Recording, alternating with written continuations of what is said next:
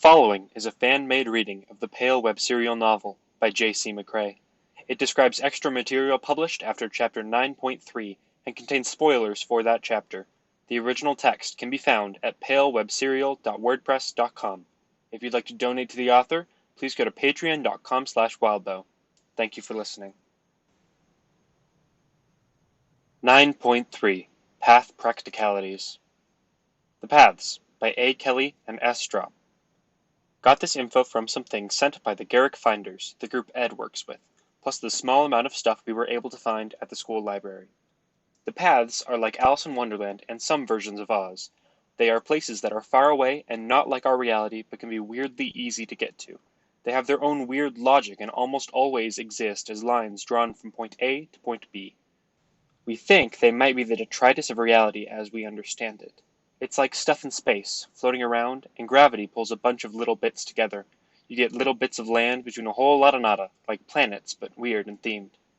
The stuff bundles together and becomes a blob, and depending on the angle you look at it, the big squares in the distance could be dice or books. Some points stay solid and are always the same, and some can change. Sometimes that solid is that everything is purple, and sometimes it's how there are trees and ribbons. Or maybe a wolf. A lot of the lost stuff is decayed, kind of.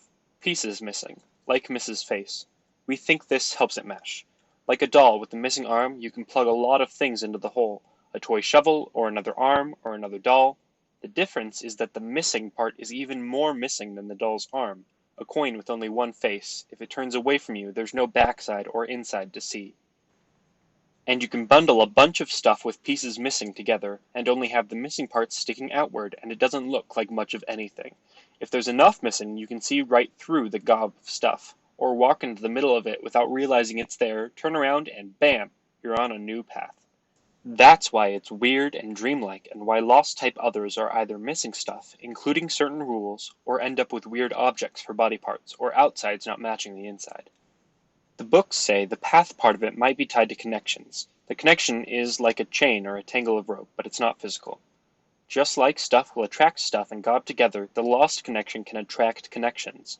Or they attract the things that come with the connections between people and things, like rules or patterns, and others with weird transplanted rules and how they interact with others, like our best trash girl Snowdrop and her inverted truth. And, of course, you get stuff in your connections and connections entangled with stuff, and that's how they think you get a weird-shaped hallway where touching the toast makes the menacing basketball move out of the way. Or whatever, just an example.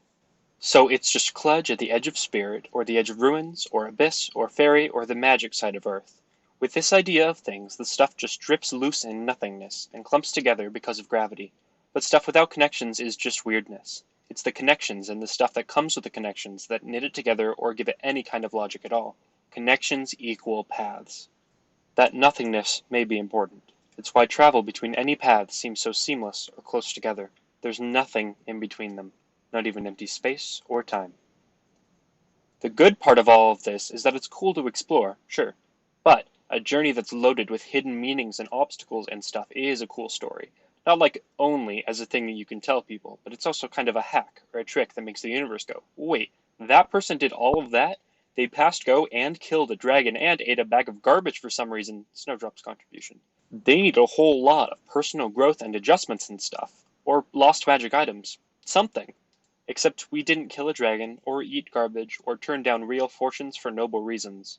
What we actually might have done was figure out ways to get from A to B in a riddle of a place, and skip ahead to do the journey of self-discovery, or the epic journey, without actually doing something boring, like growing as people or spending decades adventuring. And we get the weird treasure or new abilities that come with the same broken logic of free association and dreamlike nonsense that the journeys did. All of this wackiness makes the name of Chaos Mage make some more sense for finders. The weird free association way stuff gets knit together and connected fits in with dreams, and so they can't be blamed for thinking this was a dreamscape for so long. Now, we personally think that there's gotta be a better name for practitioners who wade out to the edges of everything when we're basically astronauts of weird nothing, or reality hackers. But we're finders, because when we run a lot of paths, we kinda end up positioned a little bit out there, even when we're on Earth. Which means that when something in our world gets lost, too disconnected from everything, or missing what it takes to get grabbed by the great nets of the ruins or the abyss, we can see or use it before it slips away. Every path we run makes us better at seeing those tattered connection rules or things that are going to be lost, along with other benefits like boons and lost items. Items that don't always have powers linked to what they look like a pen that gives you a quarter every time you click it. Finder families like Jude Garrick's are often hoping to find something that breaks the rules in a way they can use. One finder family in the Blue Heron Library's books found a path that they can have people walk that takes any curse on them and removes it before giving you another one instead.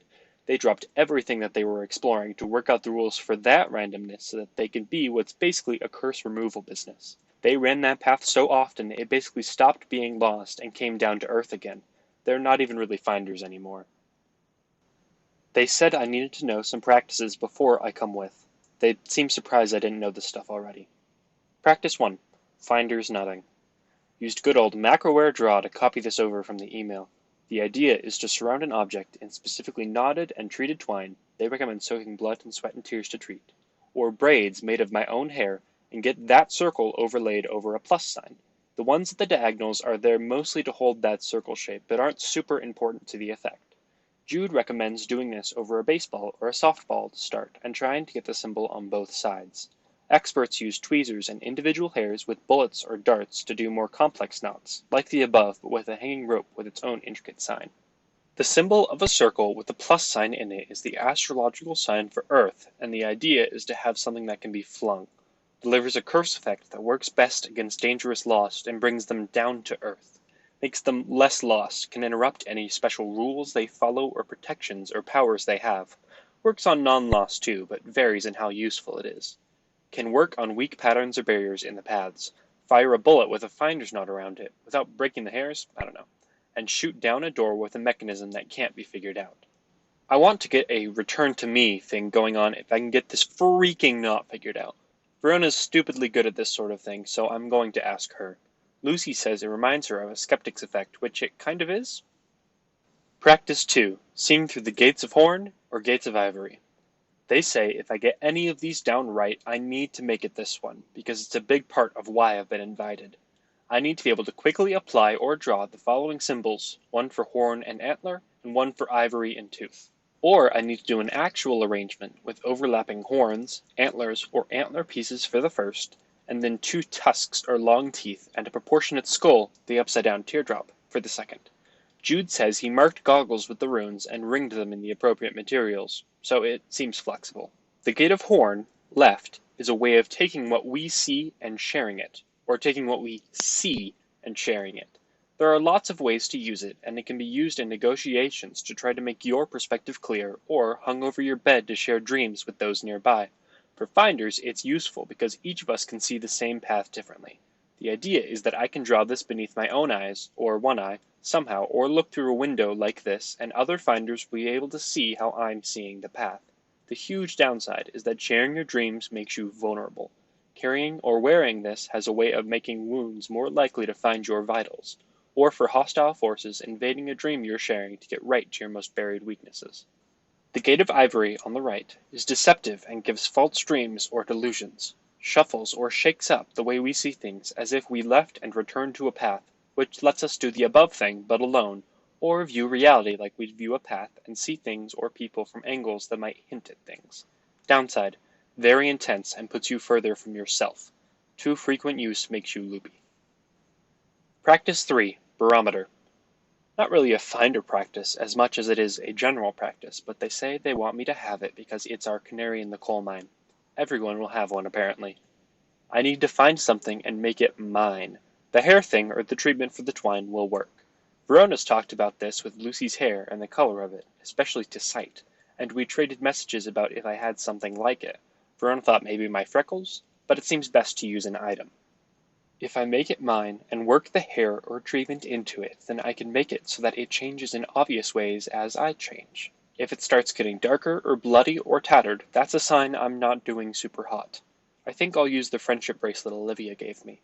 It's tied to something I lost, and that seems fitting if I'll be dealing with a lot of lost. Black rope and friendship bracelet and twiny softball and ribbons from the Forest Ribbon Trail and practice, 4, escape rope. They're providing me with this instead of teaching me it, but the gist is it's a very lost rope, and if we run into trouble, I'm meant to tug on it twice and they'll haul me off the path. I'll also have the fairy key. More practice is mentioned but not taught. A way to get hints about things, places, and people you're talking to. A way to become more lost and do the opposite of be down to earth. A practice for giving up lost objects to seamlessly change the topic of conversation. Serves as practice for something Jude says he's working on, bringing key things of your identity onto paths. The mission, the station promenade, named subject to change. Entry, need enough tickets, train, plane, sports, event, concert, permission slips, or invitations to fold them up into wedges and fit between a closed door and the frame, until the door can't be opened with any amount of pulling and yanking. Draw a circle on the door and fill in the circle as best I can, then break down the door while also charging through it. Jude says not to use red tickets or slips. Risks collision with another path and route, and it's not a pretty place to go. Embarrassing or deadly. Key things. They ran into trouble quickly enough that they couldn't see through the gate of ivory or anything, so they only know what they saw their first time, not complete rules. Their best count put 200 lost on the station promenade. Several were recognized from other paths. Milling around, eating, drinking, talking, and shopping. Trains come by on the regular and others go in, presumably to be delivered to other paths. The floor is tiled. We enter one by one and move according to a pattern. I'll be one of the last to go in, and they expect to have a loose system worked out by the time I do. It looks like 4 colors or designs to the tiles, and we use one pattern of movement to touch all 4 types of tile in 4 moves. Wait twice, then repeat. Dangers. Others occupy tiles. Get blocked, and you can't make a move. Make the wrong or no move, and nearby others get hostile. There are also tiles we do not want to move to because it looks like they'll involve being pushed onto a train and delivered to a path. Lost move by their own patterns, and they, like us, move by the clock or music. About 1 move every few seconds. But if any of us are near one of the clocks, we can physically hold the clock hands and nobody will move. Goal. Numbers, and having someone buy a clock every move to hold and release time and buy time for notes. I can escape rope any time, and if I get anything they can use, they'll reward me or give me a cut. This has been a fan-made reading of extra material from the web serial Pale by J.C. McCrae, read by me, antaresgold. I use he, him pronouns. The original text can be found at palewebserial.wordpress.com. If you'd like to donate to the author, please go to patreon.com/wildbow.